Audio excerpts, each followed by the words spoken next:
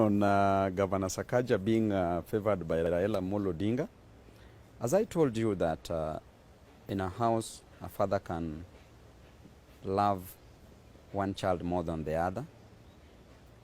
But it is quite unfortunate that this child is not from our house. This is a neighbor's child. This is a neighbor's child who in 2007 was in Vijana na Kibaki, opposed Baba because he was in Kibaki's team and did not vote for Baba. Therefore did not want Baba. In 2013, he was the chairman of TNA. Did not vote for Baba, opposed Baba, and therefore did not want Baba to be the president. In 2017, he was in Jubilee. Opposed Baba, did not vote for Baba, and wanted Uhuru to be the president. In 2022, same thing, he was in UDA, Kenya Kwanza. He opposed Baba, did not vote for Baba, and wanted Ruto to be the president. So therefore, he's never wanted Baba. He wanted Kibaki, he wanted Uhuru in 2013, he wanted Uhuru again in 2017, and wanted Ruto in 2022. So this is not a person who is coming with clean hands. This is a person who does not love Baba.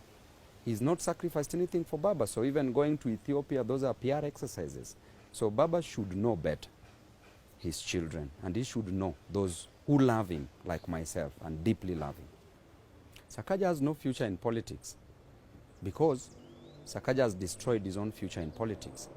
He was given an opportunity by Nairobians to work for Nairobians.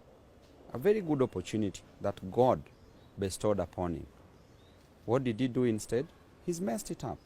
There are corruption allegations everywhere, stealing money everywhere. Not even Kidero did as worst as Sakaja is doing now. Not even Sonko. Sonko at least tried. But this person really messed Nairobi. Look at Nairobi the way things are. You can't recover this. It is messed up. We have a budget of 42 billion Kenya shillings. He's collecting less than 5 billion Kenya shillings. And the collection that is collecting, nobody knows where the Nairobi money goes up to date.